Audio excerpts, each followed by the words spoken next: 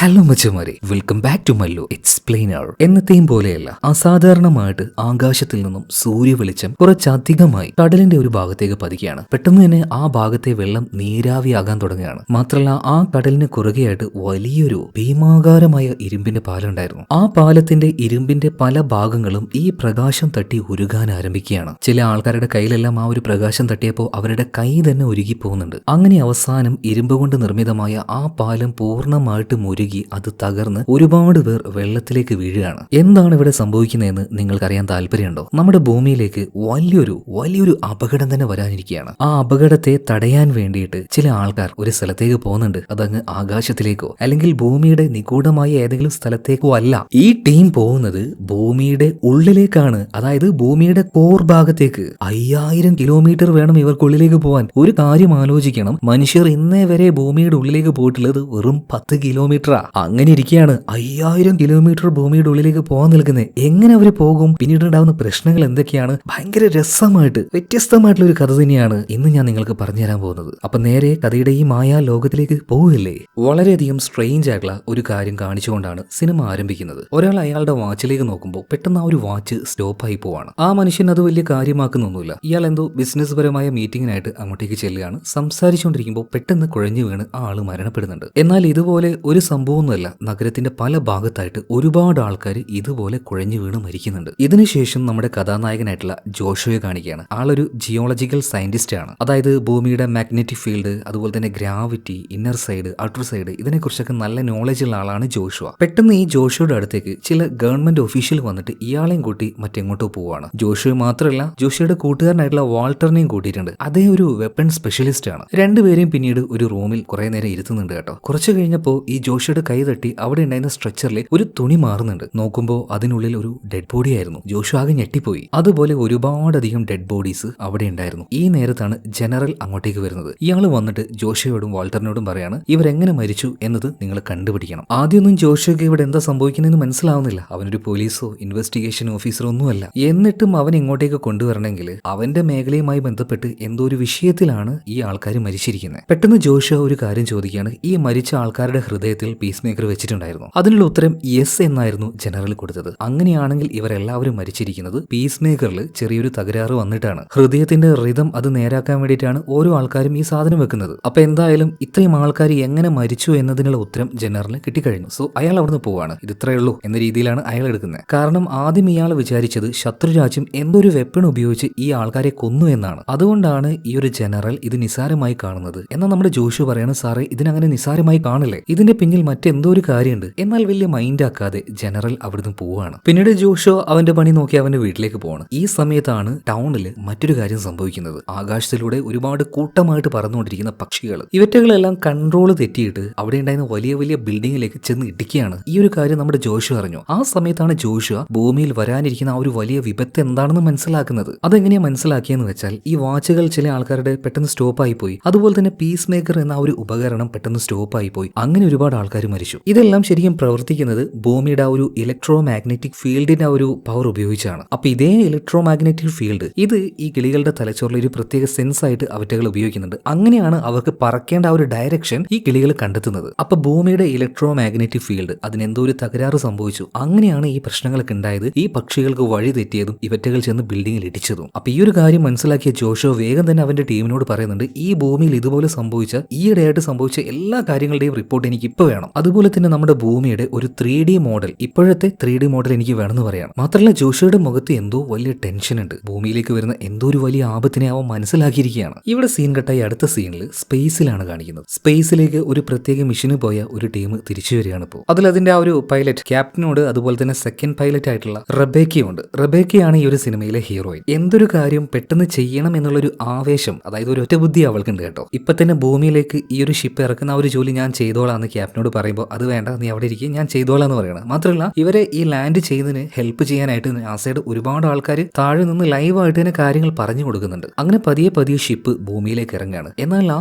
സമയത്ത് മാഗ്നറ്റിക് ഫീൽഡിൽ എന്തോ ഒരു തകരാറ് വന്നു. നാസയിൽ ആ ഒരു ടീമുമായിട്ട് ഇവർ സംസാരിച്ചുകൊണ്ടിരുന്നല്ലോ, ആ ഒരു കമ്മ്യൂണിക്കേഷൻ അങ്ങോട്ട് കട്ടായി പോവാണ്. മാത്രമല്ല ചെറിയ സമയം കൊണ്ട് ഇവർ ഇറങ്ങേണ്ട ആ ഒരു സ്ഥലം മാറി മറ്റെങ്ങോട്ടോ പോവാണ്, അതായത് ലോസ് ആഞ്ചലസ്. ക്യാപ്റ്റന് ആദ്യം ഒന്നും മനസ്സിലാവുന്നില്ല, അയാളാകെ ടെൻഷൻ ആവുകയാണ്. അപ്പൊ റബേക്ക പറയാണ്, സാറേ പേടിക്കല്ലേ, ഞാനൊരു വഴി കണ്ടെത്താം. അവള് പിന്നീട് മാപ്പിൽ എന്തൊക്കെയോ ചെയ്ത് അവസാനം ഒരു ലൊക്കേഷൻ കണ്ടെത്തി സാറേ നമ്മൾ ഇവിടെ ഇപ്പോൾ എമർജൻസി ആയിട്ട് ചെറിയൊരു പ്രശ്നത്തോട് കൂടിയിട്ട് ലാൻഡ് ചെയ്യാൻ പോവാണ്. അപ്പോൾ ആ ഒരു ക്യാപ്റ്റൻ പറയുന്നുണ്ട് നീ എന്താന്ന് വെച്ചാൽ ചെയ്തോ, പക്ഷെ അതിന്റെ റിസ്ക് മുഴുവനായിട്ട് നീ ഏറ്റെടുക്കണം. ഓക്കെ എന്ന് പറഞ്ഞിട്ട് റെബേക്ക നഗരത്തിലായിട്ട് ഒരു നദി ഉണ്ടായിരുന്നു, അതിപ്പോ വറ്റിക്കെടുക്കുകയാണ്. അപ്പൊ അതിലേക്ക് അവൾ ആ ഒരു ഷിപ്പിനെ ലാൻഡ് ചെയ്യിക്കുന്നുണ്ട്. അല്പമൊക്കെ ഡാമേജ് വന്നിട്ടുണ്ട്, അല്പമല്ല ഏകദേശം പകുതിയോളം ഡാമേജ് വന്നു കഴിഞ്ഞു. എന്നാലും ജീവനോടെ ഇവർക്ക് താഴേക്ക് എത്താൻ പറ്റി. ഇതിനുശേഷം വളരെ ഫേമസ് ആയിട്ടുള്ള ഒരു സയന്റിസ്റ്റിനെ കാണിക്കുകയാണ്, ഡോക്ടർ വില്യം. ഗവൺമെന്റിന് ആവശ്യമായ സയന്റിഫിക്കലി ആവശ്യമായിട്ടുള്ള സജഷനൊക്കെ കൊടുക്കുന്ന ആളാണ്, നല്ല തിരക്കുള്ള ആളാണ്. ഇയാളുടെ അടുത്തേക്ക് ഇപ്പൊ ഒരു ഫയലുമായിട്ട് നമ്മുടെ ജോഷു ചെല്ലുകയാണ് കേട്ടോ. ചില കാര്യങ്ങൾ അവിടെ വെച്ച് തന്നെ ജോഷു സൂചിപ്പിച്ചതുകൊണ്ട് അവൻ എഴുതി കൊണ്ടുവന്ന ആ ഒരു ഫയൽ ഇപ്പോൾ ഈ ഒരു വില്യം വായിക്കുകയാണ്. ഇയാളാകെ ഷോക്കായി പോയി. പിന്നീട് ജോഷുവോട് പോകാൻ പറയാണ്. പിന്നീട് അദ്ദേഹത്തിന്റെ തന്നെ ഒരു ഫയൽ എടുക്കുന്നുണ്ട്, അതിൽ ടോപ്പ് സീക്രട്ട് എന്ന് എഴുതിയിട്ടുണ്ട്. പിന്നീട് ചില കാര്യങ്ങൾ വായിച്ച് മനസ്സിലാക്കുന്നുണ്ട്. വല്ലാതെ ഞെട്ടിയിരിക്കുകയാണ് ഇപ്പൊ ഡോക്ടർ വില്യംസ്. പെട്ടെന്ന് തന്നെ ഇയാൾ മറ്റൊരാളെ വിളിക്കുന്നുണ്ട്, അമേരിക്കയുടെ മിലിറ്ററി ജനറലിനെ. ഈ സിനിമയുടെ ആരംഭത്തിൽ കാണിച്ചില്ലേ, അയാളെ തന്നെ. അദ്ദേഹത്തിനോടും ഈ ഒരു കാര്യം പറയുമ്പോൾ ആ ജനറലും ഒന്ന് ഞെട്ടിപ്പോവാണ്. എത്രയും പെട്ടെന്ന് തന്നെ ഒരു എമർജൻസി മീറ്റിംഗ് വിളിച്ചു കൂടണമെന്ന് പറയണം. അങ്ങനെ അവിടെയുള്ള പ്രധാനപ്പെട്ട ഗവൺമെന്റിലെ എല്ലാ ഉദ്യോഗസ്ഥരെയും വിളിച്ചു വരുത്തുന്നുണ്ട്. നാസയിലെ സയന്റിസ്റ്റ് ചീഫ്, അതുപോലെ തന്നെ പ്രസിഡന്റ്, ഈ ജനറൽ,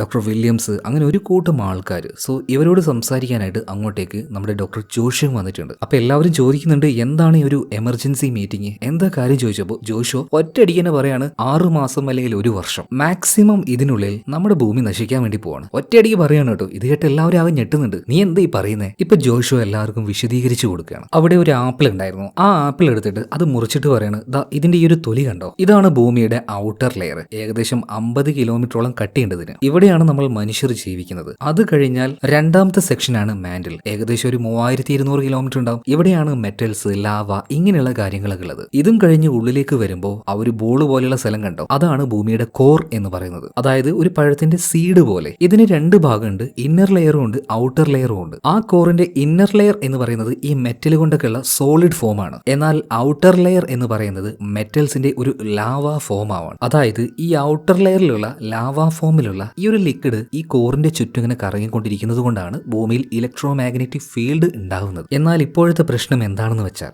ഔട്ടർ കോറിലുള്ള ആ ഒരു ലിക്വിഡ് മെറ്റൽ അത് അതിന്റെ കറക്കം നിർത്തിവെച്ചിരിക്കുകയാണ്. എന്തുകൊണ്ട് ഇത് സംഭവിച്ചെന്ന് അറിയില്ല. എന്നാൽ ഇതുകൊണ്ട് സംഭവിക്കാൻ പോകുന്നത് നമ്മുടെ ഭൂമിയുടെ ഇലക്ട്രോ മാഗ്നറ്റിക് ഫീൽഡ് അത് സ്റ്റോപ്പ് ആകാൻ പോവാണ്. അത് പൂർണ്ണമായിട്ട് സ്റ്റോപ്പ് ആയിട്ടുണ്ടെങ്കിൽ അറിയാലോ, ഈ ഇലക്ട്രോ മാഗ്നറ്റിക് ഫീൽഡ് ഉള്ളത് കൊണ്ടാണ് സൂര്യനിൽ നിന്നുള്ള ശക്തമായ പല എനർജികളെയും തടുത്തുകൊണ്ട് നമുക്കിവിടെ ജീവിക്കാൻ കഴിയുന്നത്. പിന്നെ പല കാര്യങ്ങളും ബാധിക്കും, നമ്മുടെ ഗ്രാവിറ്റിയെ ബാധിക്കും, അതുപോലെ തന്നെ നമ്മുടെ നാവിഗേഷൻ സിസ്റ്റം ഇതിനെ കംപ്ലീറ്റ് ആയിട്ട് ബാധിക്കും. ഒടുക്കം സംഭവിക്കാൻ പോകുന്നത് നമ്മുടെ ഭൂമി നിന്ന് കത്തും. അപ്പൊ ബാക്കിയുള്ളവർ ചോദിക്കുന്നുണ്ട് ഏകദേശം എത്ര സമയം എടുക്കും ഇതിന്? മാക്സിമം പോയ 6 അല്ലെങ്കിൽ 1 വർഷമോ? ഇതിനെന്തെങ്കിലും ഒരു പരിഹാരം ഉണ്ടോ എന്ന് ചോദിക്കുമ്പോൾ ജോഷു പറയാണ്, ഒരു പരിഹാരമില്ല, വരാനിരിക്കുന്നതിന് 2 കൈയും നീട്ടി സ്വീകരിക്കുക. എന്നാൽ അവിടെ ഉണ്ടായിരുന്ന ജനറൽ പറയാണ്, അങ്ങനെയല്ലല്ലോ, എന്തെങ്കിലും ഒരു വഴി ഉണ്ടോ എന്ന് നോക്കലല്ലേ. ഈ സമയത്ത് ജോഷു പറയാണ്, സാർ എന്തേ പറയുന്നേ, ഭൂമിയുടെ ഇന്നർ കോറിനെ നമ്മൾ എങ്ങനെയാണ് രണ്ടാമത് കറക്കുക? ഇത് ഫൂളിഷ് ആയിട്ടുള്ള ഒരു കാര്യമാണ്. എന്നാൽ ആ ജനറൽ പറയുന്നത് നമുക്കിത് ചെയ്യാൻ കഴിയും. അപ്പൊ വീണ്ടും നമ്മുടെ ജോഷു പറയുന്നുണ്ട്, സാറേ എങ്ങനെ? ഇനിയിപ്പോ ഞാൻ ഒരു കാര്യം പറയട്ടെ, ഈ പറഞ്ഞതുപോലെ നമ്മുടെ ആ ഒരു കോറിനെ ഒന്നുകൂടെ ആക്റ്റീവ് ചെയ്യാനുള്ള ഒരു ഇക്വേഷൻ നമ്മൾ കണ്ടുപിടിച്ചു എന്ന് വിചാരിക്കുക. പക്ഷെ നമ്മൾ എങ്ങനെ അങ്ങോട്ടേക്ക് പോകും? ഏകദേശം ഭൂമിയുടെ ഉള്ളിലേക്ക് 4000-5000 കിലോമീറ്റർ പോകാണ്ട്. അവിടുത്തെ പ്രഷർ എന്താണെന്ന് അറിയോ സാറേ? അവിടുത്തെ ടെമ്പറേച്ചർ എന്താണെന്ന് അറിയോ? ഇന്നേ വരെ നമ്മൾ മനുഷ്യരാകെ പോയിട്ടുള്ളത് 10 കിലോമീറ്റർ ആഴത്തിലേക്ക് മാത്രമാണ്. അപ്പൊ ആ ഒരു മീറ്റിംഗിൽ പങ്കെടുത്ത ഡോക്ടർ വില്യം പറയാണ്, ജോഷുവ, ഞങ്ങൾ നിന്നെ ഭൂമിയുടെ ഉള്ളിലേക്ക് എത്തിച്ചാൽ നിനക്ക് അതിനെ റീസ്റ്റാർട്ട് ചെയ്യാൻ കഴിയും. അദ്ദേഹത്തിന്റെ മുഖത്ത് വല്ലാത്തൊരു കോൺഫിഡൻസ് ഉണ്ടായിരുന്നു. അതായത് ഭൂമിയുടെ ഉള്ളിലേക്ക് പോകാനുള്ള എന്തോ ഒരു വഴി അദ്ദേഹത്തിന്റെ കയ്യിലുണ്ട് എന്നാണ് അതിന്റെ അർത്ഥം. പിന്നീട് അടുത്ത സീനിൽ കാണിക്കുന്നത് ഒരു വലിയ മരുഭൂമിയിലേക്ക് പോകുന്ന ഒരു ഹെലികോപ്റ്റർ ആണ്. അതിലിപ്പോ നമ്മുടെ ജോഷു ഉണ്ട്, ജോഷിയുടെ കൂട്ടുകാരനായിട്ടുള്ള വാൾട്ടർ ഉണ്ട്, അതുപോലെ തന്നെ നേരത്തെ കണ്ട സയന്റിസ്റ്റ് ഡോക്ടർ വില്യംസ് ഉണ്ട്, പിന്നെ ആ ഒരു മിലിറ്ററി ജനറൽ ഉണ്ട്. ഇവർ ഈ ഒരു മരുഭൂമിയിലേക്ക് വന്നത് തന്നെ ബ്രാസ് എന്ന മറ്റൊരു സയന്റിസ്റ്റിനെ കാണാനാണ്. ഈ ബ്രാസും അതുപോലെ തന്നെ ഡോക്ടർ വില്യംസും ഒരു സമയത്ത് ഒരുമിച്ചായിരുന്നു വർക്ക് ചെയ്തത്. എന്നാൽ ഈ ഒരു വില്യം എന്തോ ഒരു കാര്യം ചെയ്ത് അവനെ ചതിച്ച് അവസാനം ഈ ഒരു മരുഭൂമിയിൽ കൊണ്ടുവന്നിട്ടിരിക്കുകയാണ് കേട്ടോ. കഴിഞ്ഞ 20 വർഷമായിട്ട് ഈ മരുഭൂമിയിലാണ് ബ്രാസ് ജോലി ചെയ്യുന്നത്. പക്ഷെ അവസാനം ഒരു സഹായത്തിനായിട്ട് അവരെല്ലാവരും കൂടെ ഇപ്പൊ ബ്രാസിന്റെ അടുത്തേക്ക് തന്നെ വന്നിരിക്കുകയാണ്. കാരണം അവൻ എന്തോ ഒരു കാര്യം കണ്ടുപിടിച്ചിട്ടുണ്ട്. അതിന്റെ ഒരു ഡെമോ ഇപ്പൊ ഇവർക്ക് എല്ലാവർക്കും കാണിച്ചു കൊടുക്കുകയാണ്. ഒരു വലിയ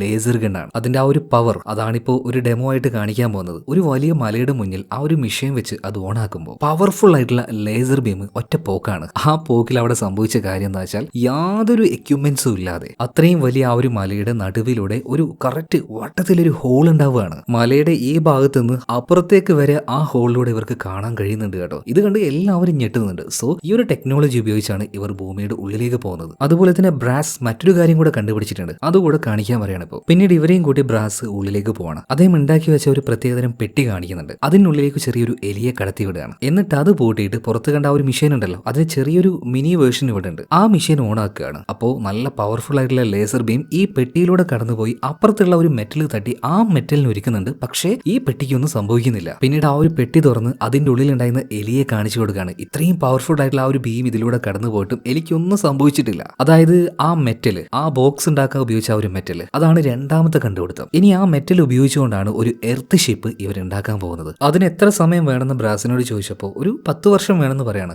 3 മാസം അതിനുള്ളിൽ ആ ഒരു ഷിപ്പ് നീ ഉണ്ടാക്കിയിരിക്കണം. അതിനുവേണ്ടി ഈ ഭൂമിയിലെ എത്ര റിസോഴ്സ് വേണമെങ്കിലും നിനക്ക് ഉപയോഗിക്കാൻ പറ്റും. ഇത് കേട്ടപ്പോൾ ബ്രാസ് ഭ്രാന്തമായ ഒരു ചിരിച്ചിരിക്കുകയാണ്. ഇതിനുശേഷം നമ്മുടെ ജോഷു പറയാണ്, ഇനി എനിക്ക് ഭയങ്കരമായ കഴിവുള്ള ഒരു ഹാക്കർ ആവശ്യമാണ്. അതിനായിട്ട് ഗവൺമെന്റ് തന്നെ ഒരാളെ തേടി കണ്ടുപിടിക്കുന്നുണ്ട്. അവനെല്ലാവരും വിളിക്കുന്നത് റാറ്റ് എന്നാണ്. 5-ാം പാതിരയിലെ കുഞ്ചാക്കോ ബോബൻ ചെന്ന് ശ്രീനാഥ് ബാസിയെ പൊക്കുന്നില്ലേ, അതുപോലെ തന്നെ ഗവൺമെന്റ് ഒഫീഷ്യൽ പോയിട്ട് ഈ പയ്യനെ പൊക്കുകയാണ് കേട്ടോ. ആളൊരു പ്രത്യേക ടൈപ്പാണ്. അവന്റെ ആ ഒരു ടാലന്റിൽ അവന് നല്ല കോൺഫിഡൻസാ. ഈ ലോകത്തുള്ള എന്ത് രഹസ്യ വിവരം വേണമെങ്കിലും അവന്റെ ആ ഒരു ഹാക്കിങ്ങിലൂടെ കണ്ടുപിടിക്കാം എന്നൊരു കോൺഫിഡൻസ് അവനുണ്ട്. ആ കാര്യം അവൻ പറയുമ്പോൾ ജോഷു വന്നിട്ട് പറയാണ്, ഇവനെ തന്നെയാണ് എനിക്ക് വേണ്ടത്. നമ്മൾ ഈ നടത്താൻ പോകുന്ന മിഷൻ അത് വളരെ ടഫായിട്ടുള്ള ഇമ്പോർട്ടന്റ് ആയിട്ടുള്ള ഒരു മിഷനാണ്. പക്ഷെ ഇതിനെക്കുറിച്ച് പബ്ലിക് ലോകമെമ്പാടുള്ള ആൾക്കാർ അറിയാനേ പാടില്ല. അങ്ങനെ എന്തെങ്കിലും ഈ ലോകത്തിന്റെ എവിടെയെങ്കിലും ഒരു ന്യൂസോ കാര്യങ്ങളായിട്ട് പോവുകയാണെങ്കിൽ അതിനപ്പം തന്നെ തടുക്കണം. അതിനു വേണ്ടിയിട്ടാണ് ഈ ഒരു ഹാക്കറിനെ കൊണ്ടുവന്നിരിക്കുന്നത്. ഇവന് വിളിക്കുന്നത് റാറ്റ് എന്നാട്ടോ. അതുപോലെ ഇവരുണ്ടാക്കുന്ന ആ ഒരു എർത്ത് ഷിപ്പ് അത് ഭൂമിയുടെ ഉള്ളിലേക്ക് കൊണ്ടുപോകാനായിട്ട് ഒരു പൈലറ്റ് ആവശ്യമുണ്ടല്ലോ. അതിനായിട്ട് ഗവൺമെന്റ് തെരഞ്ഞെടുക്കുന്നത് മറ്റാരുമല്ല, നമ്മുടെ റബേക്കയാണ്. അതിനൊരു കാരണമുണ്ട്.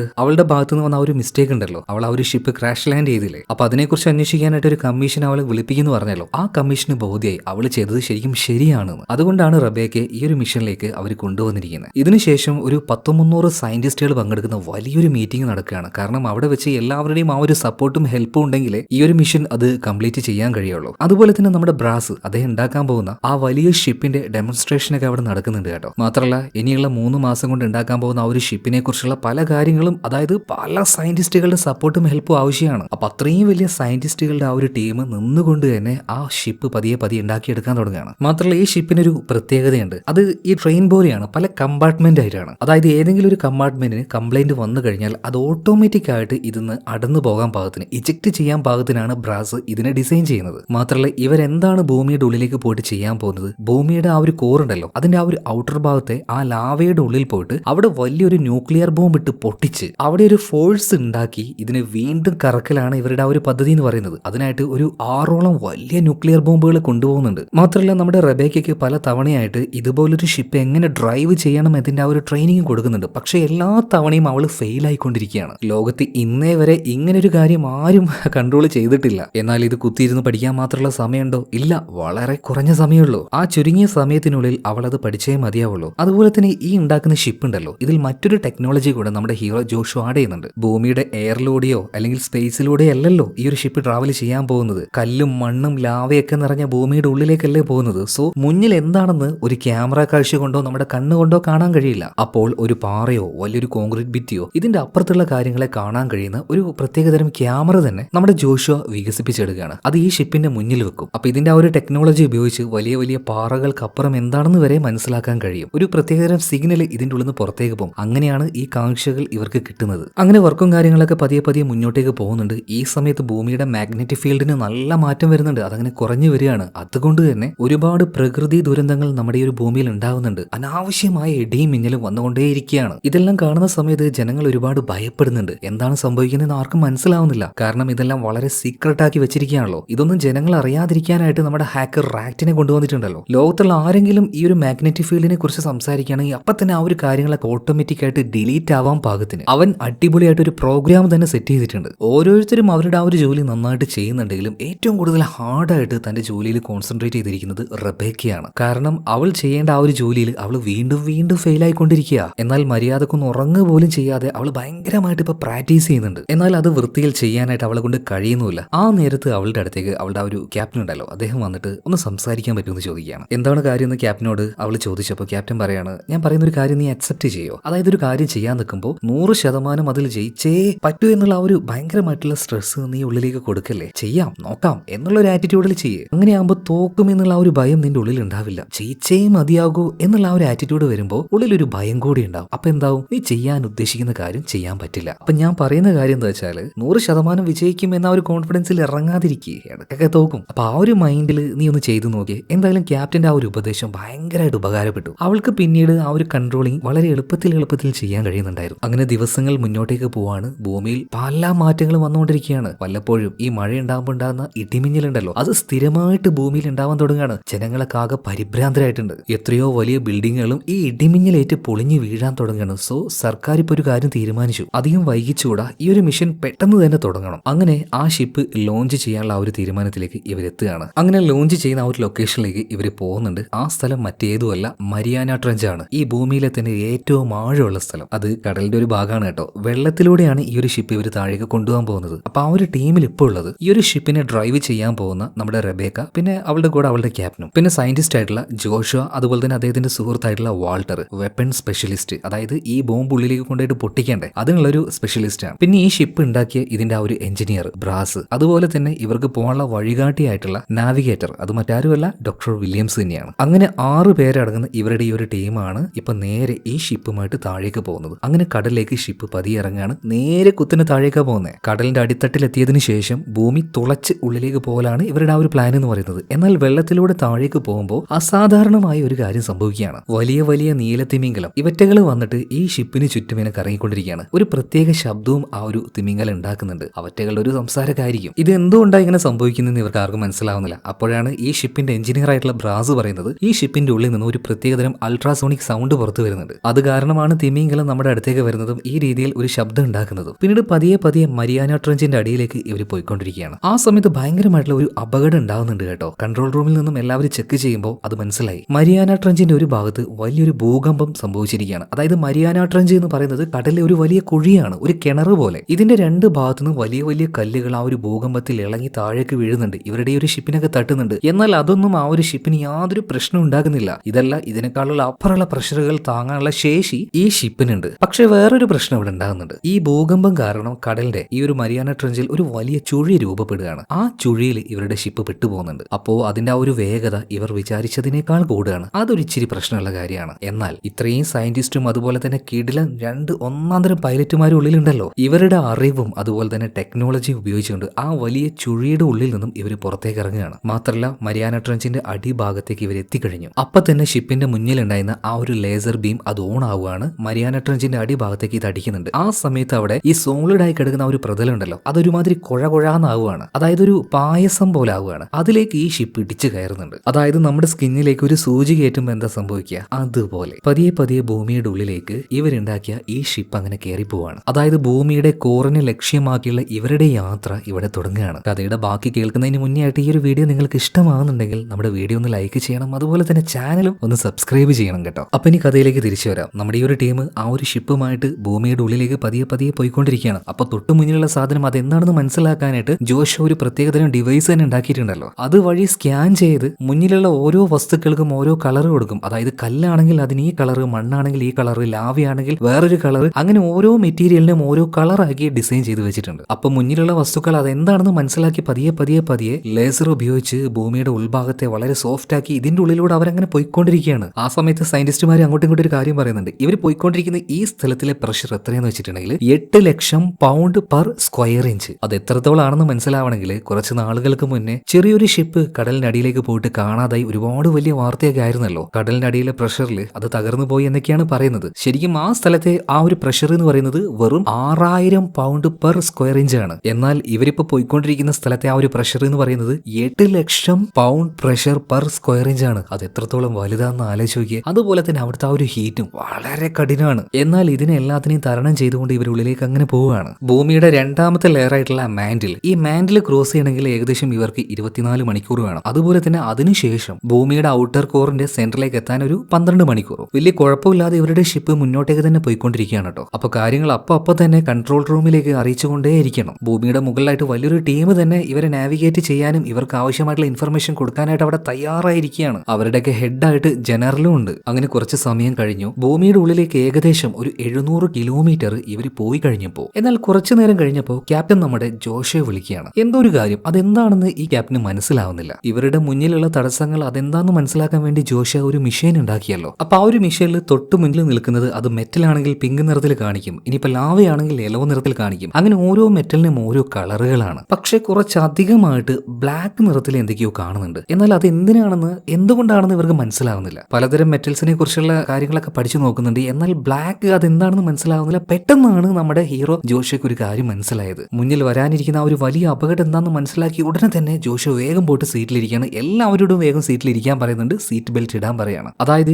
ഈ കറുപ്പ് കളറിൽ കാണുന്നത് അതെന്താന്ന് വെച്ചാൽ അത് ഒന്നുമില്ലേ. അപ്പൊ പിന്നെ എന്താണ്? യെസ്, ആ ഉത്തരത്തിൽ തന്നെയുണ്ട്, അതൊന്നുമില്ല. ക്യാപ്റ്റന് കാര്യം എന്താണെന്ന് മനസ്സിലാവുന്നില്ല. അപ്പൊ ജോഷ പറഞ്ഞു കൊടുക്കാണ്, വെള്ളത്തിനടിയിൽ ബബിൾസ് ഉണ്ടാവില്ലേ, ആ ബബിളിന്റെ ഉള്ളിൽ എന്താണ്, ഒരു സ്പേസ് അല്ലേ. അതുപോലെ ഭൂമിക്കുള്ളിലെ വലിയൊരു സ്പേസിലേക്കാണ് നമ്മളിപ്പോ പോയിക്കൊണ്ടിരിക്കുന്നത്. അതായത് ഭൂമിയുടെ ഉള്ളിലെ ഒരു പാതാള ഗുഹ എന്ന് പറയാം. അത് വലിയൊരു അപകടം തന്നെയാണ്. കാരണം വെള്ളത്തിലൂടെ ഈ ഷിപ്പിന് പോകാൻ കഴിയും, ഈ മണ്ണും ലാവയും തുളച്ചുകൊണ്ട് പോകാൻ കഴിയും. പക്ഷേ എംപ്റ്റി ആയിട്ടുള്ള ഒരു സ്പേസ് ആണെങ്കിൽ ആ സ്പേസിലേക്ക് വളരെ ഫോഴ്സിൽ ഇത് ചെന്ന് വീഴും. അത് ഷിപ്പിന് വലിയ ഡാമേജ് ഉണ്ടാക്കും. വിചാരിച്ചതുപോലെ തന്നെ അതൊരു ഗുഹയായിരുന്നു. ഇത്രയും വലിയ നമ്മുടെ ഭൂമിയുടെ ഉള്ളിൽ ഇതുപോലെ പല ഗുഹകളും ഉണ്ട്. ഇപ്പൊ ആ ഗുഹയിലേക്ക് ഇവരുടെ ആ ഒരു ഷിപ്പ് വീണുകൊണ്ടിരിക്കുകയാണ്. ഭയങ്കരമായിട്ട് ഇളകുന്നുണ്ട്. ഒരുപാട് ക്രിസ്റ്റൽസ് ഉണ്ടായിരുന്നു. അതിലെല്ലാം തട്ടി അവസാനം ഒരു സ്ഥലത്ത് പോയിട്ട് ഷിപ്പ് സ്റ്റോപ്പ് ആവുകയാണ്. അതിന് കാരണം വലിയ ഏതോ ഒരു ക്രിസ്റ്റലിൽ ഈ ഒരു ഷിപ്പ് കുടുങ്ങിക്കെടുക്കുകയാണ്. ഇപ്പോൾ ഷിപ്പ് ഒന്ന് മുന്നോട്ടേക്കോ പിന്നോട്ടേക്കോ എടുക്കാൻ കഴിയില്ല. അതുപോലെ തന്നെ തൊട്ട് മുന്നിലുള്ള ആ ഒരു ലേസർ ബീം അത് ഓണാക്കാനും കഴിയില്ല. ഇനി ഒരേ ഒരു മാർഗ്ഗമേ ഉള്ളൂ, ഷിപ്പിന്റെ പുറത്തേക്ക് ഇവർ വന്ന് ആ ഒരു ക്രിസ്റ്റലിനെ കട്ട് ചെയ്തെടുക്കുക. ഇതുപോലെ പുറത്തേക്ക് ഇറങ്ങണമെങ്കിൽ ഇടാൻ ആവശ്യമായിട്ടുള്ള സ്യൂട്ട് ഇവർ കയ്യിൽ കരുതിയിട്ടുണ്ട്. അങ്ങനെ ആ ഒരു സ്യൂട്ട് ഇട്ടുകൊണ്ട് തന്നെ ഇവരെല്ലാവരും പുറത്തേക്ക് ഇറങ്ങി പതിയെ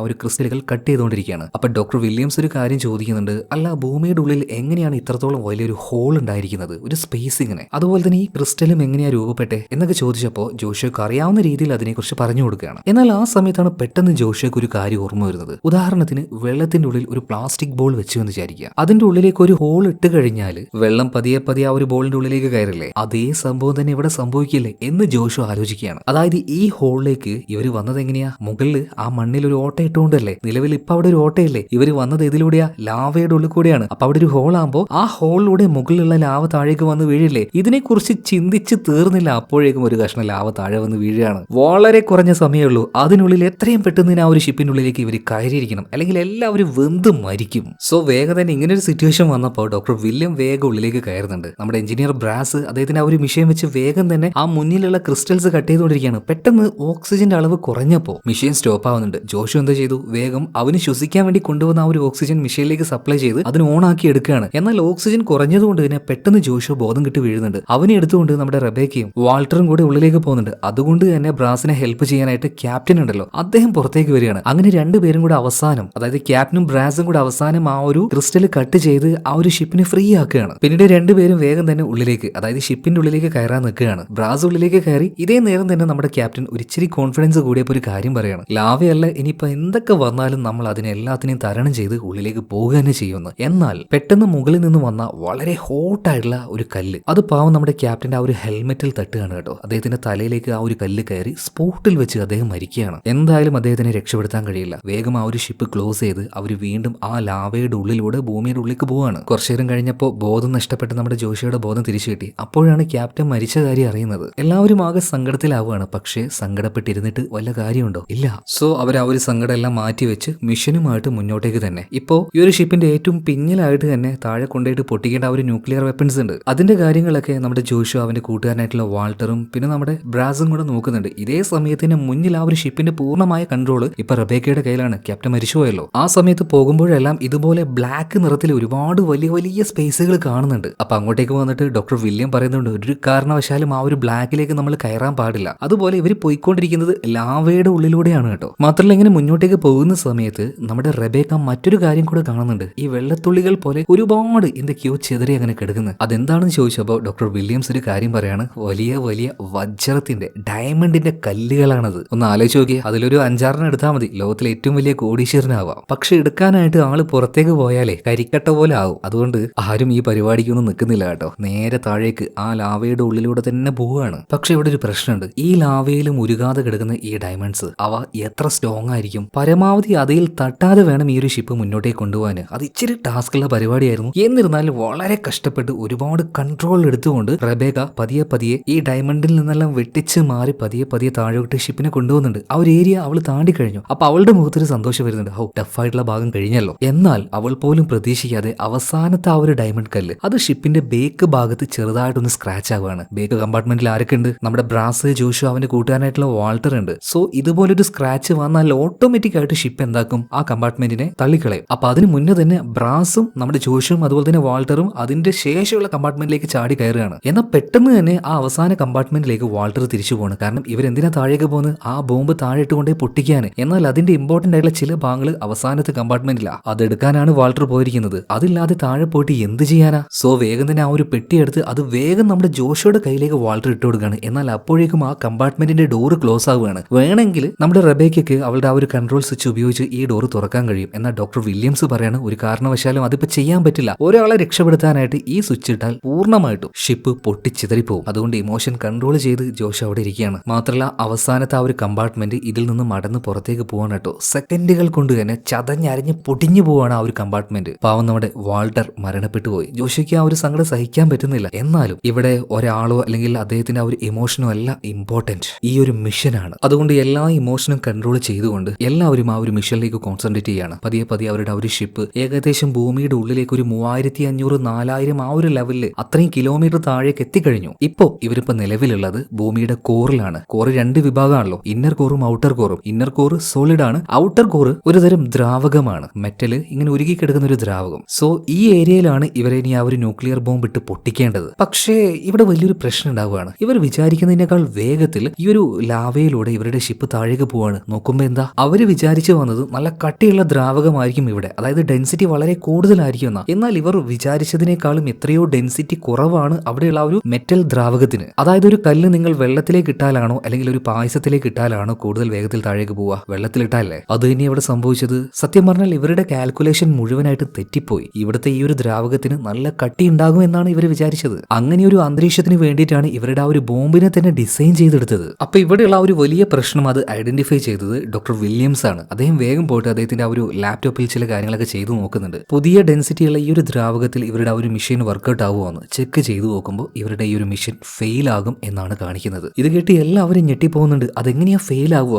ഇപ്പോൾ ഈ ഒരു വില്യംസ് അതിനെക്കുറിച്ച് പറഞ്ഞു കൊടുക്കുകയാണ്. അതായത് കളർ ഇല്ലാത്തൊരു വെള്ളത്തിലെ ഒരു ഡ്രോപ്പും അതുപോലെ തന്നെ കളറുള്ള ഒരു വെള്ളത്തിന്റെ ഒരു ഡ്രോപ്പും ഇത് രണ്ടും മിക്സ് ചെയ്താൽ അറിയാലോ അത് മിക്സ് ആവും. എന്നാൽ ഒരു കപ്പ് വെള്ളത്തിലേക്ക് കളറുള്ള ആ ഒരു ഡ്രോപ്പ് ഒറ്റിച്ചു കഴിഞ്ഞാൽ അതിൽ അലിഞ്ഞില്ലാണ്ടായി പോവില്ലേ? കാരണം ആ ഒരു വെള്ളത്തിന്റെ എമൗണ്ടും ആ ഒരു കളറുള്ള ഡ്രോപ്പിന്റെ എമൗണ്ടും തമ്മിൽ ഒരുപാട് വ്യത്യാസമുണ്ട്. അതുപോലെ തന്നെയാണ് നമ്മൾ ബോംബിട്ട് പൊട്ടിക്കാം എന്ന് വിചാരിച്ച ഈ ലാവയുടെ ഡെൻസിറ്റി വളരെ കൂടുതലായിരുന്നു. ആദ്യമൊക്കെ അങ്ങനെയായിരുന്നു. പക്ഷെ എന്തോ ഒരു കാരണത്താൽ ഇതിന്റെ ഡെൻസിറ്റി കുറഞ്ഞിട്ടുണ്ട്. അപ്പൊ നമ്മൾ വിചാരിച്ചതുപോലെ ഇവിടെ ഈ ഒരു ബോംബിട്ട് പൊട്ടിച്ചാൽ തന്നെ ഇത് വീണ്ടും റൊട്ടേറ്റ് ചെയ്യാനുള്ള സാധ്യത കുറവാണ്. കാരണം ഇതിന്റെ ഡെൻസിറ്റി കുറഞ്ഞത് കൊണ്ട് തന്നെ. അപ്പോ ഈ ഒരു മെഷീൻ ഫെയിൽ ആണെന്ന് ഭയങ്കര സങ്കടത്തിൽ റബേക്ക ചോദിക്കുകയാണ്. അതേന്ന് ഡോക്ടർ വില്യംസ് പറയുന്നുണ്ട്. പക്ഷേ ഓൾവേസ് പ്ലാൻ ബി എന്നൊരു പരിപാടി ഉണ്ടാവുമല്ലോ. പ്ലാൻ എ ഫെയിൽ ആയതുകൊണ്ട് തന്നെ പ്ലാൻ ബി അത് നടപ്പിലാക്കാൻ വേണ്ടി പോവാണ്. എന്നാൽ ഇതിനെക്കുറിച്ച് ഈ ഒരു ഡോക്ടർ വില്യംസിനല്ലാതെ വേറെ ആർക്കും അറിയില്ല. ഡോക്ടർ വില്യംസ് ഇപ്പൊ നേരെ വിളിക്കുന്നത് ഭൂമിയുടെ മുകളിലുള്ള നമ്മുടെ പട്ടാള ജനറൽ ഉണ്ടല്ലോ അയാളെയാണ്. സാറേ പ്ലാൻ എ പാളിയിരിക്കുന്നു, പ്ലാൻ ബി അത് നമ്മൾ മുന്നോട്ടേക്ക് കൊണ്ടുപോകണം എന്ന് പറയണം. എന്നാൽ ഈ പ്ലാൻ ബി എന്താണെന്ന് അറിഞ്ഞ സമയത്ത് പലരും ഞെട്ടുകയാണ്. അതുപോലെ തന്നെ മുകളിൽ കൺട്രോൾ റൂമിൽ അതിന്റെ ഹെഡായിട്ട് ഒരു ലേഡി കൂടെ ഉണ്ട്. അവരും നമ്മുടെ ഈ ഒരു പട്ടാള ജനറലിനോട് ചോദിക്കുന്നുണ്ട് എന്താണ് ഈ പ്ലാൻ ബി? അതിനെക്കുറിച്ച് ഞങ്ങൾക്ക് ആർക്കും അറിയില്ലല്ലോ. ഈ സമയത്താണ് വലിയൊരു സീക്രട്ട് ഇവിടെ വെളിവാകുന്നത്. അതെന്താണെന്ന് ഡോക്ടർ വില്യംസ് ഇപ്പൊ ജോഷിയോട് പറയുന്നുണ്ട്. അതായത് നമ്മുടെ രാജ്യമല്ല മറ്റേതൊരു രാജ്യം ശത്രു രാജ്യത്തെ ആക്രമിക്കാനായിട്ട് ഒരു മെഷീൻ കണ്ടുപിടിച്ചു. അതായത് അവരുടെ നാട്ടിൽ ഭൂകമ്പം ഉണ്ടാക്കാനായിട്ട് ടെക്ടോണിക് പ്ലേറ്റിനെ വരെ ഇളക്കാൻ ശേഷിയുള്ള ഒരു മെഷീൻ. അതിലൂടെ പോകുന്ന ആ ലേസർ ബീം ഉപയോഗിച്ച് അവർ അവിടെ ഭൂകമ്പങ്ങൾ ഉണ്ടാക്കിയെടുത്തു. അതുപോലെ ഒരു മെഷീൻ അവരുണ്ടാക്കിയപ്പോൾ നമ്മളും ഉണ്ടാക്കി. അതായത് അമേരിക്കയും അങ്ങനെ ഒരു മെഷീൻ ഉണ്ടാക്കി. ഇതുപോലെ പല രാജ്യങ്ങളുടെയും ടെക്ടോണിക് പ്ലേറ്റ് ഇളക്കിക്കൊണ്ട് അവിടെ ഭൂകമ്പങ്ങൾ ഇവരുണ്ടാക്കിയിട്ടുണ്ട്. ഇപ്പോഴാണ് ജോഷിക്ക് ആ ഒരു കാര്യം മനസ്സിലായത്. അതായത് ഭൂമി അതിന്റെ ആ ഒരു ഇന്നർ കോറിന്റെ റൊട്ടേഷൻ അത് നാച്ചുറൽ ആയിട്ട് നിർത്തിയതല്ല, മനുഷ്യന്റെ ചെയ്തികൾ കാരണം തന്നെയാണ്. ആ ഒരു മെഷീൻ ഉപയോഗിച്ചത് കൊണ്ടാണ് ഇന്നർ കോറിന്റെ റൊട്ടേഷൻ നിന്നത്. ഇവരിപ്പോ പ്ലാൻ ബി ആയിട്ട് ചെയ്യാൻ പോകുന്ന കാര്യമുണ്ടല്ലോ, അതേ ആ ഒരു മെഷീൻ അത് കുറച്ചുകൂടെ പവർഫുൾ ആയിട്ട് ഉപയോഗിച്ച് ഭൂമിയുടെ റൊട്ടേഷനെ വീണ്ടും റീസ്റ്റാർട്ട് ചെയ്യാനാണ് പോകുന്നത്. എന്നാൽ ആ ഒരു മെഷീൻ എന്താണെന്നും അത് ഉപയോഗിച്ചാൽ കൂടുതലായിട്ട് ഇനി എന്താ സംഭവിക്കാൻ പോകുമെന്നും മനസ്സിലായ ജോഷി പറയുന്നത് ഒരു കാരണവശാലും പ്ലാൻ ബിക്ക് ഞാൻ സമ്മതിക്കില്ല. ഓൾറെഡി നിങ്ങൾ ഇത് ഉപയോഗിച്ചപ്പോഴാണ് ഇതിന്റെ റൊട്ടേഷൻ സ്റ്റോപ്പ് ആയത്. ഇനി ഒന്നുകൂടെ നിങ്ങൾ ഇത് ഉപയോഗിച്ചു കഴിഞ്ഞാൽ ചിലപ്പോൾ നമ്മുടെ ഇന്നർ കോർ തന്നെ പൊട്ടിത്തെറിച്ചേക്കും. അത് ഭൂമിയുടെ അവസാനമായിരിക്കും. എന്നാൽ മുകളിലുള്ള ജനറലും അതുപോലെ തന്നെ ഡോക്ടർ വില്യംസും പറയുന്നത് നീ പേടിക്കൊന്നും വേണ്ട, ഒരു പ്രത്യേക അളവിൽ അടിച്ചു കഴിഞ്ഞാൽ വിഷയമൊന്നും ഉണ്ടാവില്ല. എന്നൊരു കാരണവശാലും ജോഷി അതിന് സമ്മതിക്കുന്നില്ല. ഇപ്പൊ സ്ട്രിക്റ്റ് ആയിട്ട് തന്നെ ജനറൽ പറയണം ഞങ്ങൾ പറയുന്നത് എന്താണോ അത് നീ കേട്ടാ മതി, എന്നാ പിന്നെ നിങ്ങൾ അത് ചെയ്തോ, ഞാൻ അതിന് സമ്മതിക്കില്ല എന്ന് തന്നെ ജോഷു പറയാണ്. ഞാൻ എന്തായാലും താഴേക്ക് പോയിട്ട് ഞങ്ങളുടെ പ്ലാൻ വർക്കൗട്ട് ആക്കാൻ പോകുന്നു. അപ്പൊ ഡോക്ടർ വില്യംസ് പറയണം നീ എന്ത് വിഡിത്തരായി പറയുന്നത്? മുകളിൽ നിന്ന് ആ ഒരു മെഷീൻ ഓൺ ആക്കുന്നതിന് മുന്നേ നമ്മൾ ഇവിടുന്ന് പോകണം, അല്ലെങ്കിൽ നമ്മുടെ പരിപാടി തീർന്നു പോകും മോനെ. അതുകൊണ്ട് ഷിപ്പ് തിരിച്ചു വിടുന്ന് പറയുന്നുണ്ട്. എന്തായാലും അതിന് ഞാൻ സമ്മതിക്കില്ല എന്ന് ജോഷു പറയാണ്. എന്നാൽ റബേക്കയോട് തിരിച്ചുവിടാൻ പറഞ്ഞ പവളും പറയാണ് ഇത്ര വരെ ഇവിടെ എത്തിയിട്ടുണ്ടെങ്കിൽ ഇത് കംപ്ലീറ്റ് ചെയ്തിട്ടേ ഞാൻ പോവുള്ളൂ. ഇത് കേട്ടപ്പോ ഇയാൾക്ക് ദേഷ്യം വരികയാണ് ഡോക്ടർ വില്യംസിന്. ഡോക്ടർ വില്യംസ് ഇപ്പൊ പറയാണ് നിങ്ങൾക്കൊക്കെ പോയി ചാവണമെങ്കിൽ പോയി ചത്തോടെ എന്നെ എന്തിനാ കൂട്ടിക്കൊണ്ടുവന്നേ? ഇത് കേട്ട് ജോഷോയ്ക്ക് ഭയങ്കരമായിട്ട് ദേഷ്യം വന്നു. ഒന്നും നോക്കില്ല, ഇയാളുടെ മുഖം നോക്കി ഒരൊറ്റ കുത്തു കൊടുത്ത് ഇയാളെ ബോധം കെടുത്തി അവിടെ ഇരുത്തുകയാണ്. അവിടെ ഇരിക്കുക, ബാക്കിയുള്ള കാര്യങ്ങൾ ഞങ്ങൾ ചെയ്തോളാം എന്ന് പറയണം. എന്തായാലും ഇവർ തിരിച്ചു വരാതെ താഴേക്ക് തന്നെ പോകാണല്ലോ, അതുകൊണ്ട്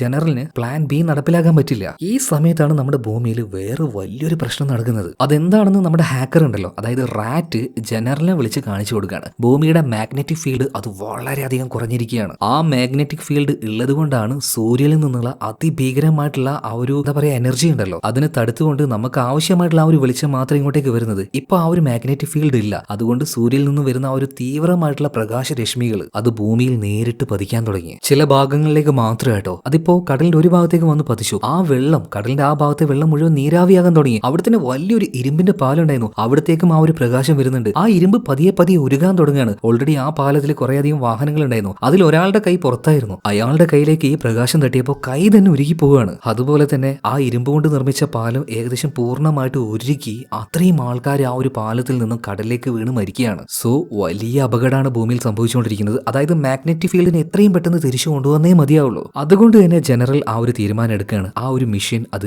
ഇപ്പൊ തന്നെ ഓണാക്കാൻ പോവാണ്. എന്നാൽ കൺട്രോൾ റൂമിൽ ഉണ്ടായിരുന്ന ആ ഒരു ലേഡി പറയാണ്, സാറേ ചെയ്യരുത്, ഇപ്പൊ നിങ്ങൾ അത് ഓണാക്കി കഴിഞ്ഞാൽ ഈ ഒരു മെഷീൻ ചെയ്യാനായിട്ട് താഴേക്ക് പോയാൽ നമ്മുടെ ടീം മുഴുവനായിട്ട് ഇല്ലാതാകും. അപ്പൊ ജനറൽ ചോദിക്കുകയാണ്, ആ പോയ കുറച്ച് ആൾക്കാരുടെ ജീവനാണോ ഈ ഭൂമിയിലുള്ള മുഴുവൻ ആൾക്കാരുടെ ജീവനാണോ നിനക്ക് ഇമ്പോർട്ടന്റ്? അതുകൊണ്ട് എനിക്ക് ഇപ്പൊ അവരുടെ കാര്യം നോക്കാൻ പറ്റില്ല, ഈ ഭൂമിയുടെ കാര്യം നോക്കാൻ പറ്റുള്ളൂ, ഞാനത് ചെയ്യും എന്ന് തന്നെ പറയാണ്. ഈ സമയത്ത് അവിടെ ഉണ്ടായിരുന്ന നമ്മുടെ ഹാക്കർ റാറ്റ് ഈ കാര്യമെല്ലാം കേൾക്കുന്നുണ്ടല്ലോ. ഈ സമയത്ത് അവന്റെ പണി തുടങ്ങുകയാണ്. അതായത് മിഷൻ തുടങ്ങുന്നതിന് മുന്നേ ആയിട്ട് ഈ റാറ്റും അതുപോലെ തന്നെ ജോഷും തമ്മിൽ ഒരു ഡീൽ ഉണ്ടായിരുന്നു. അതായത് മറ്റാരും കേൾക്കാത്ത രീതിയിൽ അവർക്ക് രണ്ടുപേർക്ക് മാത്രമായിട്ട് സംസാരിക്കാനുള്ള ഒരു സിസ്റ്റം അവർ ഉണ്ടാക്കിയെടുത്തിട്ടുണ്ട്. അപ്പോ ഈ ഒരു ജനറൽ ആ ഒരു മിഷൻ ഓൺ ആക്കാൻ പോവുക എന്നുള്ള കാര്യം ജോഷു അറിഞ്ഞല്ലോ. അപ്പൊ ജോഷു നമ്മുടെ ഹാക്കറിനോട് പറയാണ്, നിന്റെ കഴിവ് ഉപയോഗിച്ച് എങ്ങനെയെങ്കിലും ആ ഒരു മിഷൻ അത് ഓൺ ആകാൻ പാടില്ല, അങ്ങനത്തെ ഒരു പരിപാടി ചെയ്ത് വെച്ചേക്കെന്ന് പറയാണ്. ഇങ്ങനെ ഒരു ജോലി കിട്ടിയപ്പോൾ നമ്മുടെ റാറ്റിന് ഭയങ്കരമായിട്ട് ഇൻട്രസ്റ്റ് ആവുകയാണ്. അത് ഞാൻ നോക്കിക്കൊള്ളാന്ന് പറയണം. അതുപോലെ തന്നെ ഷിപ്പില് ഇവർ വീണ്ടും താഴേക്ക് അങ്ങനെ പോയിക്കൊണ്ടിരിക്കുകയാണ്. ഈ മിഷനിൽ നിന്നും പിന്മാറാനായിട്ട് അവർ തയ്യാറായിരുന്നില്ല. നമ്മുടെ ഈ ഒരു ബ്രാസും അതുപോലെ തന്നെ ജോഷും കൂടിയിട്ട് ഓരോ കാര്യങ്ങൾ ട്രൈ ചെയ്തുകൊണ്ടിരിക്കുകയാണ്. എങ്ങനെ ഈ ഡെൻസിറ്റി കുറഞ്ഞ സ്ഥലത്ത് നിന്നും ഈ ബോംബിട്ട് പൊട്ടിച്ച് ഇതിന്റെ റൊട്ടേഷനെ വീണ്ടും റീസ്റ്റാർട്ട് ചെയ്യാം. പല കാര്യങ്ങൾ ആലോചിക്കുന്നുണ്ടെങ്കിലും ഒന്നും അങ്ങോട്ട് വർക്കൗട്ട് ആവുന്നില്ല. ഇപ്പോഴാണ് നേരത്തെ അടികൊണ്ട് ബോധം പോയി കിടക്കുന്ന ഡോക്ടർ വില്യംസ് വരുന്നത്. ഇയാൾ വീണ്ടും എന്തെങ്കിലും കൊണ പറയാനാണോ വരുന്നത് എന്ന് വിചാരിച്ചിട്ട് നമ്മുടെ ജോഷു പറയാണ്, വായ തുറന്ന് അടിച്ച് നിന്റെ പല്ല് ഞാൻ ഇളക്കുന്നത്. അപ്പൊ ഡോക്ടർ വില്യംസ് പറയാണ്, എടോ കൊണയടിക്കാൻ വന്നതല്ല, ഞാനൊരു കാര്യം പറയുകയാണെങ്കിൽ നിങ്ങൾ കേൾക്കോ എന്താണെന്ന് ജോഷു ചോദിച്ചപ്പോൾ ഇപ്പൊ ഡോക്ടർ വില്യംസ് പറയാണ്, അതായത് നമ്മുടെ പ്ലാൻ പ്രകാരം ഒരു ഉദാഹരണത്തിന് ഒരു വലിയ കുളത്തിലേക്ക് വലിയ കല്ലിട്ട് വലിയൊരു വേവ് ഉണ്ടാക്കലായിരുന്നു. ഒരു ഉദാഹരണം പറഞ്ഞാണ്. എന്നാൽ ആ വലിയ വേവ് ഉണ്ടാക്കാൻ പാകത്തിന് നമ്മുടെ കയ്യിൽ ഒരു വലിയ കല്ലില്ല. എന്നാൽ ചെറിയ ചെറിയ കല്ലുകൾ ഒരു 5-6 അപ്പൊ ഈ 5-6 കല്ലുകൾ കൊള്ളത്തിന്റെ പല ഭാഗത്തേക്ക് എറിഞ്ഞു കഴിഞ്ഞാൽ ചെറിയ ചെറിയ വേവുകൾ ഉണ്ടാവും. പിന്നീട് ആ വേവുകൾ കൂട്ടിമുട്ടുമ്പോൾ അതെല്ലാം കൂടി വലിയൊരു വേവായി മാറും. അപ്പൊ നമ്മൾ ചെയ്യേണ്ട കാര്യം എന്താ വെച്ചാൽ ഒരു പ്രത്യേക ഡിസ്റ്റൻസിൽ ഭൂമിയുടെ ഈ ഔട്ടർ കോറിൽ നമ്മൾ എത്തിയല്ലോ. അപ്പൊ ഈ ഔട്ടർ കോറിന്റെ പല ഭാഗത്തായിട്ട് ഈ ഒരു ന്യൂക്ലിയർ ബോംബ് നമ്മൾ കൊണ്ടുപോയിട്ട് പൊട്ടിച്ച് വരികയാണെങ്കിൽ ചിലപ്പോൾ ഇതിന്റെ ആ ഒരു ഫോഴ്സ് എല്ലാം ഒരുമിച്ച് ചേർന്ന് മറ്റൊരു വലിയ ഫോഴ്സ് ഉണ്ടാവും. അപ്പൊ നമുക്ക് ഇങ്ങനെ ഒന്ന് ചെയ്തു നോക്കിക്കൂടെ എന്ന് പറയാണ്. ജോഷയ്ക്കും ബ്രാസിനും ഇത് നല്ലൊരു ഐഡിയ ആയിട്ട് തോന്നുന്നത്. ശരിയാണ്, നമ്മൾ ഒരേ സ്ഥലത്ത് വെച്ച് ഈ ന്യൂക്ലിയർ ബോംബ് പൊട്ടിക്കാതെ പല സ്ഥലത്തായിട്ട് പൊട്ടിക്കാന്ന് പറയാണ്. ഇതേ സമയം തന്നെ മുകളിൽ നമ്മുടെ ഹാക്കർ റാറ്റിനെ നോക്കുകയാണെങ്കിൽ അവൻ എത്ര ശ്രമിച്ചിട്ടും ജനറൽ ഓൺ ആക്കാൻ പോകുന്ന ആ ഒരു മിഷൻ അതിന്റെ ആ ഒരു കൺട്രോൾ എടുക്കാൻ കഴിയുന്നില്ല. ഓവർ കോൺഫിഡന്റ് ആയിരുന്ന റാറ്റ് ഇപ്പോൾ ആകെ തളരുകയാണ്. അവനിപ്പോ കരഞ്ഞുകൊണ്ടാണ് ആ ഒരു കാര്യം ചെയ്യുന്നത്. കാരണം അവനൊന്ന് വൈകിപ്പോയാൽ താഴെ കിടക്കുന്ന അവന്റെ സുഹൃത്തായിട്ടുള്ള ജോഷും അവന്റെ ടീമും ഒറ്റയടിക്ക് ഇല്ലാണ്ടാവും. സോ കഠിനമായിട്ട് തന്നെ ആ ഒരു മിഷന്റെ കൺട്രോൾ എടുക്കാൻ വേണ്ടി നമ്മുടെ റാറ്റ് ശ്രമിക്കുന്നുണ്ട്. ഇതേ സമയത്ത് തന്നെ താഴെ വേറൊരു പ്രശ്നമുണ്ട്. ഇവർ ഈ കൊണ്ടുവന്നിരിക്കുന്ന ന്യൂക്ലിയർ ബോംബുകൾ ഉണ്ടല്ലോ, അത് പുറത്തേക്ക് എത്തിയപാട് തന്നെ പൊട്ടാൻ ഭാഗത്തിനാണ് ഇത് ഉണ്ടാക്കിയിരിക്കുന്നത്. സോ ഒരു ബോംബ് ഇട്ട് അവിടുന്ന് പോകാൻ ഒരു നേരെ ഇവർക്ക് ഉണ്ടാവില്ല. അപ്പൊ അതിനൊരു വഴിയുണ്ട്. ഓരോ കമ്പാർട്ട്മെന്റുകളാക്കി പതിയെ റിലീസ് ആക്കുക, എന്നിട്ട് അതിൽ ടൈമർ സെറ്റ് ചെയ്യുക, ആ കമ്പാർട്ട്മെന്റ് ഡാമേജ് ആവാൻ പാകത്തിനുള്ള. എന്നാൽ അങ്ങനെ ഒരു സംഭവം ചെയ്യണമെങ്കിൽ ഈ ഒരു ഷിപ്പിന് 2 ഭാഗമുണ്ട്, ഇന്നർ സൈഡും ഔട്ടർ സൈഡും. ആ ഔട്ടർ സൈഡിലേക്ക് ഒരു ആൾ പോയിട്ട് ഇത് സംഭവം ചെയ്താലേ ഇത് വർക്കൗട്ട് ആവുള്ളൂ. ഇതിപ്പോ എന്താ ചെയ്യാനായിട്ട് ഒരാൾ പോയിട്ടുണ്ടെങ്കിൽ അയാളുടെ കാര്യം ഗുദാവഹയാണ്. അതായത് പക്ക ഒരു സൂയിസൈഡ് ചെയ്യുന്ന പോലെയാണ്. അപ്പൊ ഈ ഒരു കാര്യം ആര് ചെയ്യും എന്നുള്ള ഒരു ചോദ്യം വരികയാണ്. മുഖത്തോട് മുഖം നോക്കിയിരിക്കുകയാണ് ഇവർ ഓരോരുത്തരും. അങ്ങനെ അവസാനം ബ്രാസ് പറയണ, ഇത് ഉണ്ടാക്കിയത് ഞാനല്ലേ, ഞാൻ തന്നെ ഇത് ചെയ്തോളാം എന്ന് പറയണം. അങ്ങനെ അവസാനം അദ്ദേഹം ആ ഒരു സ്യൂട്ട് ഇടുന്നുണ്ട്. ഭയങ്കര വിഷമത്തോട് കൂടിയിട്ടാണ് എല്ലാവരും അദ്ദേഹത്തെ നോക്കുന്നത്. കാരണം മരിക്കാനാണ് അദ്ദേഹം പുറത്തേക്ക് പോകുന്നത്. പക്ഷെ ഇതല്ലാതെ വേറൊരു വഴിയില്ല. എന്നാൽ ചിരിച്ചുകൊണ്ട് തന്നെ ആ ഒരു മനുഷ്യൻ പുറത്തേക്ക് പോകുന്നുണ്ട്. അതായത് പുറത്തു പോയിട്ട് ഓരോ സംഭവങ്ങളും സെറ്റ് ചെയ്യാണ്. ഓരോ കമ്പാർട്ട്മെന്റും ഒരു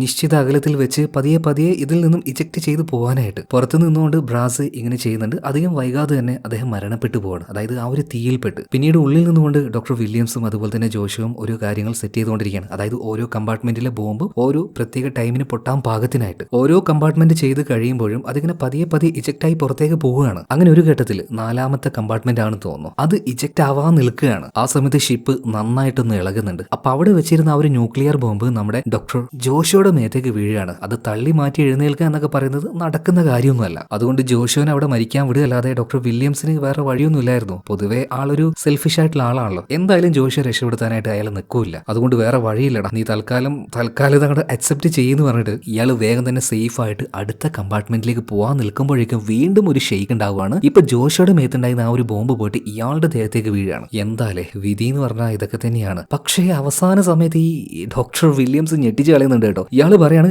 എന്നെ നോക്കണ്ട, വിട്ട് പൊയ്ക്കോ, നീ ലൈഫ് മുഴുവൻ ഒരു സെൽഫിഷായി ജീവിച്ച ആള് അവസാന നിമിഷത്തിൽ ഒരു നല്ല കാര്യം ചെയ്തു എന്ന് പറയാം. അതായത് ഡോക്ടർ വില്യം പറഞ്ഞത്, എന്നെ നോക്കണ്ട, നീ പൊയ്ക്കോ, അടുത്ത കമ്പാർട്ട്മെന്റിൽ പോയിട്ട് ഓരോ ബോംബും നിശ്ചിത അളവിൽ നിശ്ചിത സമയത്ത് വിട്, അതുപോലെ തന്നെ അവസാന ബോംബിന് കൂടുതൽ പവർ നിങ്ങൾ കൊടുക്കണം എന്ന് പറയാണ്. സോ ഡോക്ടർ ജോഷി ഇവിടുന്ന് വില്യംസിനെ രക്ഷപ്പെടുത്താനൊന്നും നിൽക്കുന്നില്ല കേട്ടോ. കാരണം അതിൽ വലിയ കാര്യമൊന്നുമില്ല. പിന്നീട് ഇപ്പൊ വില്യംസ് ഉണ്ടായിരുന്ന ആ ഒരു കമ്പാർട്ട്മെന്റും അടന്ന് ഇതിന്ന് തെറിച്ചു പോവുകയാണ്. എന്നാൽ വില്യംസ് അവസാനമായിട്ട് ജോഷിയോട് പറഞ്ഞ ആ ഒരു കാര്യം അത് ചെയ്യാനായിട്ട് ജോഷിക്ക് ഇപ്പൊ പറ്റുന്നില്ല. അതായത് ഏറ്റവും അവസാനം ഉണ്ടായിരുന്ന ആ ഒരു ബോംബ് അത് കൂടുതൽ പവറിൽ വേണം ഇജക്ട് ചെയ്യാനായിട്ട്. പക്ഷെ അങ്ങനെ ചെയ്യാനുള്ള പവർ ഇവരുടെ ഒരു ഷിപ്പിന് നഷ്ടമായി പോവാണ്. എന്തോ ഒരു ഡാമേജ് വന്നപ്പോൾ ആ ഒരു പവർ സപ്ലൈ മുഴുവനായിട്ടും സ്റ്റോപ്പ് ആവുകയാണ്. ഇനിയിപ്പോ ഇത് നന്നാക്കണമെങ്കിൽ വേറൊരു വഴിയില്ല. അതായത് മിഷൻ ഫെയിൽ ആയിരിക്കുകയാണ്. അധികം വൈകാതെ ഇവർ പല ഭാഗത്തായിട്ട് ഇട്ടുവെച്ച ആ ഒരു ന്യൂക്ലിയർ ബോംബുകൾ പൊട്ടും. ഭയങ്കരമായിട്ടുള്ള പ്രഹരം ഉണ്ടാകും. ആ പ്രഹരത്തിൽപ്പെട്ട് ഇവർ മരിച്ചു പോകും. എല്ലാം കഴിഞ്ഞു എന്ന് ആ ഒരു പ്രതീക്ഷയെല്ലാം നഷ്ടപ്പെട്ട് അതിന്റെ ഉള്ളിൽ ആ ഒരു ഇരുട്ടിലിരിക്കുകയാണ് നമ്മുടെ റബേക്കയും അതുപോലെ തന്നെ ജോഷുവും. ഒന്നും ചെയ്യാനില്ലല്ലോ ഇനി. ഒരു എനർജിക്ക് വേണ്ടിയിട്ടുള്ള ഒരു ഇലക്ട്രിക്കൽ സപ്ലൈ അല്ലെങ്കിൽ ഒരു ബാറ്ററി ഇത് എവിടെ നിന്ന് കിട്ടാനാണ്? ഭൂമിയുടെ ഈ 4500 കിലോമീറ്റർ താഴെ വെച്ച് ഇതേ സമയത്തിന്റെ മുകളിൽ വെച്ചിട്ട് പ്ലാൻ ബി ജനറൽ അത് നടത്താൻ പോകുന്ന സമയത്ത് റാറ്റ് അവസാന നിമിഷത്തിൽ അതിന്റെ ആ ഒരു കൺട്രോൾ എങ്ങനെയോ കയ്യിലെടുത്തു അതിനെ സ്റ്റോപ്പ് ചെയ്യാണ്. അതുകൊണ്ട് തന്നെ പ്ലാൻ ബി ചെയ്യാൻ കഴിയുന്നില്ല. ഇതേ സമയം താഴെ നോക്കുകയാണെങ്കിൽ ജോഷിക്ക് പെട്ടെന്നൊരു ബുദ്ധി തോന്നുന്നുണ്ട്. അതായത് നമ്മുടെ ബ്രാസ് ഈ ഒരു ഷിപ്പ് ഡിസൈൻ ചെയ്തല്ലോ, അപ്പൊ സോളാർ എനർജി അത് എടുത്തുകൊണ്ട് കൂടെ വർക്ക് ചെയ്യാൻ പാകത്തിന് ഇതിന്റെ ആ ഒരു ഡിസൈനിൽ ഉണ്ട്. അപ്പൊ ആ ഒരു കാര്യം പെട്ടെന്ന് തന്നെ ജോഷി ഓൺ ആക്കുകയാണ്. അപ്പൊ എന്തായി, നല്ല ഹീറ്റ് ഭൂമിയുടെ ആ ഒരു ഇന്നർ കോറിൽ നിന്ന് വരുന്നുണ്ടല്ലോ, ആ ഒരു ഹീറ്റ് അത് എനർജി ആക്കി മാറ്റാൻ വേണ്ടി ഈ ഷിപ്പിന് പറ്റി. അങ്ങനെ അവസാന നിമിഷത്തിൽ ഷിപ്പിന് വീണ്ടും ആ ഒരു എനർജി, അതായത് അവസാന ബോംബിലേക്ക് കൊടുക്കാൻ ആവശ്യമായിട്ടുള്ള ആ ഒരു എനർജി കിട്ടി. സോ ആ ഒരു എനർജി അതിലേക്ക് കൊടുത്തു വേഗം തന്നെ ഈ ഒരു സ്ഥലത്ത് നിന്ന് ഇവരുടെ ഷിപ്പ് പോവുകയാണ്. ആ നേരത്ത് ഓരോ ന്യൂക്ലിയർ ബോംബുകളും ആക്റ്റീവ് ആയിട്ട് പൊട്ടാൻ തുടങ്ങുകയാണ്. പല ഭാഗത്തു നിന്നും ഈ ന്യൂക്ലിയർ ബോംബ് ഇങ്ങനെ പൊട്ടിയത് കൊണ്ട് തന്നെ അവസാനം എല്ലാത്തിന്റെ ആ ഒരു ഫോഴ്സ് ഒരുമിച്ച് ചേർന്ന് വലിയൊരു ഫോഴ്സായി ഭൂമിയുടെ ആ ഒരു ഔട്ടർ കോർ കിടന്ന് കറങ്ങാൻ തുടങ്ങുകയാണ്. അതായത് ഭൂമിയുടെ മാഗ്നറ്റിക് ഫീൽഡ് തിരിച്ചു വന്നിരിക്കുകയാണ്. അതുകൊണ്ട് തന്നെ ഭൂമിയുടെ പുറംഭാഗത്തുണ്ടായിരുന്ന വലിയ വലിയ ഒരുപാട് പ്രകൃതി ദുരന്തങ്ങൾ അതൊക്കെ പതിയെ പതിയെ ഇല്ലാതാവുകയാണ്. അതായത്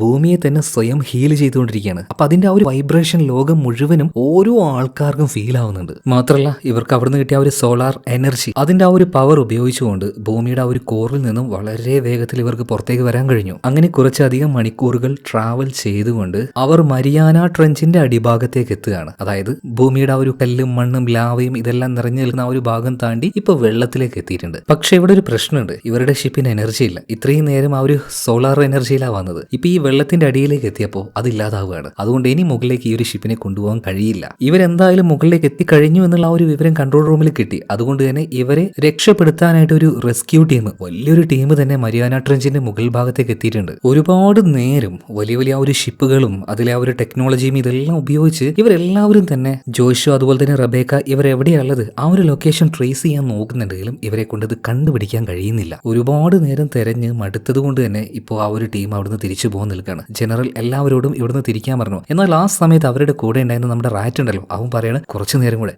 കൂടെ ഒന്ന് വെയിറ്റ് ചെയ്യാൻ. എന്നാൽ അതാരും കേട്ടില്ല, തിരിച്ചു പോകാനുള്ള തയ്യാറെടുപ്പിലാണ്. ആ സമയത്താണ് റാറ്റിന് അവന്റെ കയ്യിലുണ്ടായിരുന്ന ആ ഒരു ഡിവൈസിൽ നിന്ന് ഒരു പ്രത്യേക ശബ്ദം കേൾക്കാൻ കഴിഞ്ഞത്. അതായത് ഇവർ ഈ ഷിപ്പ് താഴേക്ക് ഇറങ്ങുമ്പോൾ ഒരുപാട് തിമിംഗലങ്ങൾ വന്നിട്ട് അവറ്റകൾ ഒരു പ്രത്യേക സൗണ്ട് ഉണ്ടാക്കിയില്ലേ, അതേ ശബ്ദം തന്നെ ഇപ്പൊ കേൾക്കുന്നത്. അതായത് തിമിംഗലങ്ങൾ ഒരു സ്ഥലത്ത് അങ്ങനെ ഒത്തുകൂടിയിട്ട് ഇതുപോലെ ശബ്ദം ഉണ്ടാക്കണമെങ്കിൽ അവിടെ ആയിരിക്കും നമ്മുടെ ജോഷിയും റബേക്കയുള്ളത്. സോ ആ ലൊക്കേഷൻ കറക്റ്റ് ട്രേസ് ചെയ്ത് താഴേക്ക് എത്തി ഇവരെ രക്ഷപ്പെടുത്താനായിട്ട് ഇവരുടെ ടീമിന് കഴിഞ്ഞു. ഫൈനലി ഈ മിഷൻ കംപ്ലീറ്റ് ചെയ്തുകൊണ്ട് ആ ഒരു ഷിപ്പുമായിട്ട് ജീവനോടെ തിരിച്ചെത്തിയത് രണ്ടേ ആൾക്കാരാണ്, റബേക്കയും അതുപോലെ തന്നെ ജോഷിയും. പക്ഷെ ഈ ഒരു ദൗത്യത്തിനായിട്ട് കടലിന്റെ അടിയിലേക്ക് പോയ 4 പേര് മരിച്ചിട്ടുണ്ട്. സോ അവരുടെ ആ ഒരു ത്യാഗം ലോകം അറിയാതിരുന്നിട്ട് വല്ല കാര്യമുണ്ടോ? ലോകം അറിയണം. എങ്ങനെയാണോ ഈ ഒരു വലിയ ഡിസാസ്റ്റർ ലോകം അറിയാതെ ഇത്രയും ദിവസം നമ്മുടെ റാറ്റ് നോക്കിയത്, അവനെ കൊണ്ട് തന്നെ ഈ കാര്യം നടക്കുമല്ലോ. സോ ഇവിടെ നടന്ന A to Z എല്ലാ കാര്യങ്ങളും എല്ലാ മനുഷ്യരെയും അവനെ അറിയിക്കുകയാണ്. ഇതെങ്ങനെ ഇങ്ങനെ ഒരു പ്രശ്നം ഉണ്ടായി, ഇതിൽ നിന്നും എങ്ങനെയാണ് മനുഷ്യർ ആ ഒരു പ്രശ്നത്തിനെ തരണം ചെയ്തത്, ഇതിന്റെ കാരണക്കാരാരൊക്കെയാണ്, അങ്ങനെ എല്ലാ വിവരങ്ങളും ഇത്രയും കാണിച്ചുകൊണ്ട് സിനിമ ഇവിടെ തീരുകയാണ്. ഇതുപോലെ വ്യത്യസ്തമായ സിനിമകൾ നിങ്ങൾക്ക് കാണണം, നമ്മുടെ ചാനൽ ഒന്ന് സബ്സ്ക്രൈബ് ചെയ്യുക. അങ്ങനെയാണെങ്കിൽ വ്യത്യസ്തമായ ഒരുപാട് കഥകൾ വരുമ്പോൾ പെട്ടെന്ന് ആ കഥകൾ നിങ്ങളിലേക്ക് എത്തുന്നതാണ്. അപ്പൊ നമുക്ക് മറ്റൊരു വീഡിയോയിൽ വീണ്ടും കാണാം. Okay, by.